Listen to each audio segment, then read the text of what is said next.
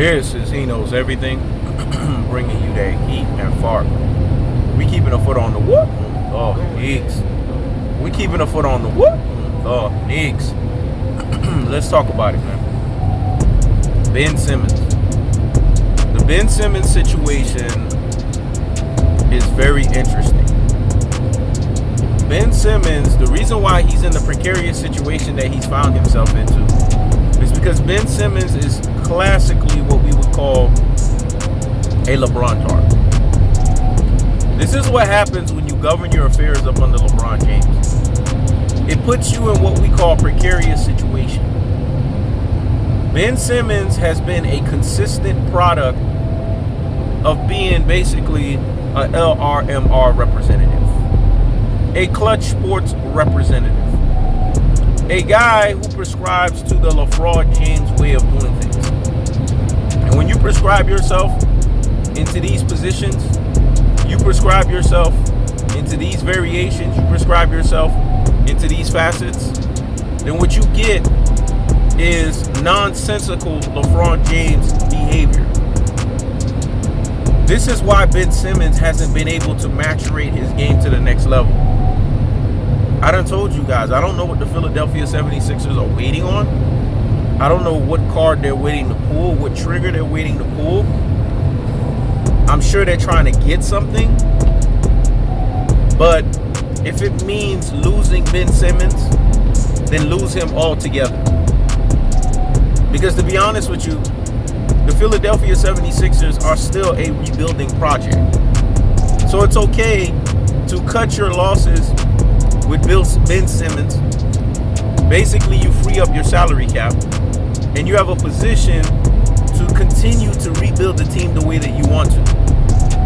Now, people are going to say, well, they got Joel Embiid. But how much longer? Joel Embiid's been in the league for a number of years. We don't know if he's going to stay a Philadelphia 76er for life. Let me say it again. We don't know if he's going to stay a Philadelphia 76er for life. But what we do know, what we do get, and what we do understand is that Joel Embiid is there for now. There are quality players that you can get and that you can have for basically the Philadelphia 76ers. You just got to go out there and look.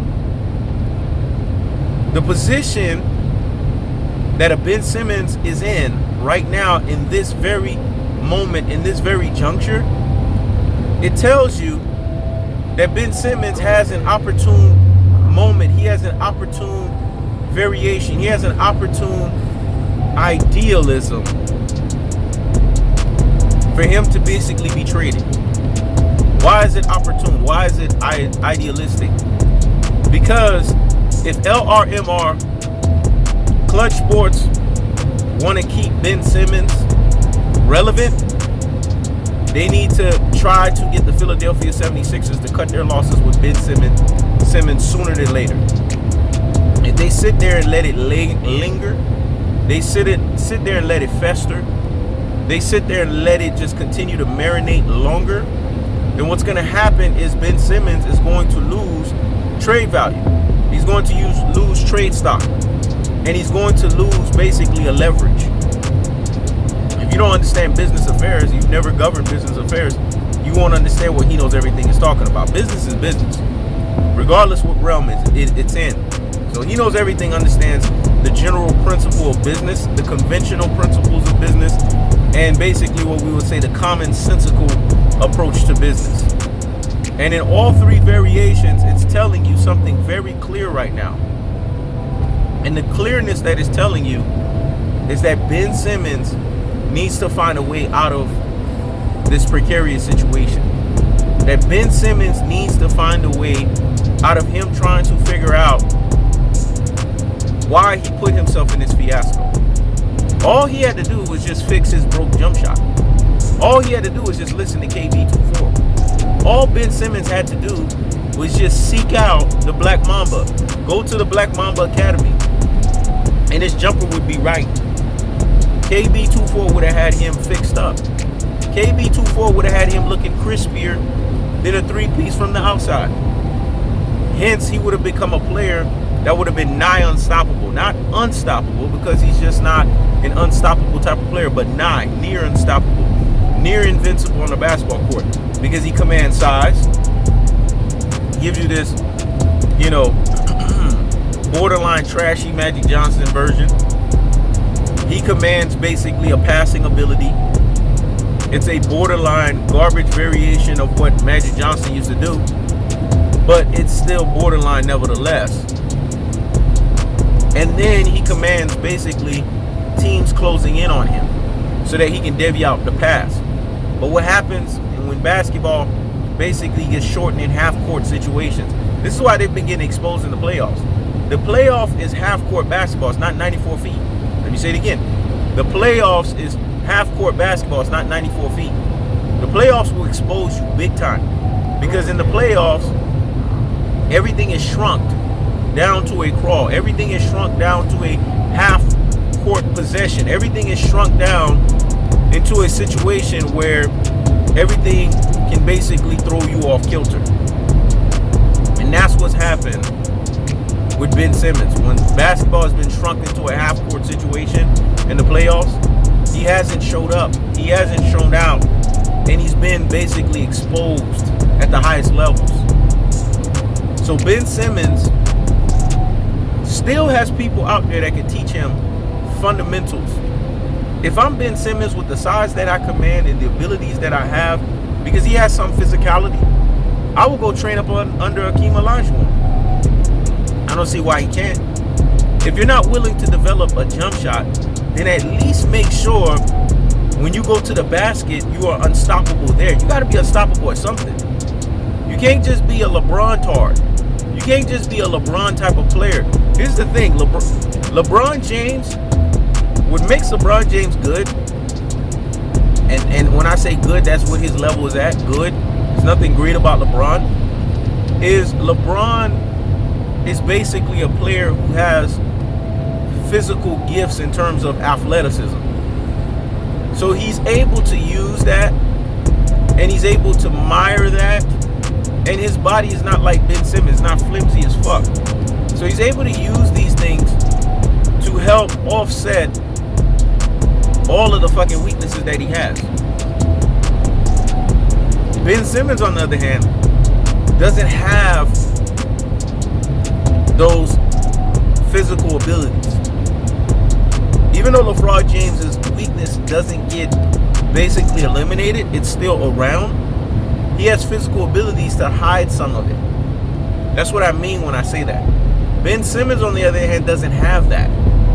So Ben Simmons is at a full liability. He's basically LeBron minus athleticism. Let me say it again. He's basically LeBron minus athleticism. And with us knowing that, and with us understanding that, and with us getting that, Ben Simmons is trade bait.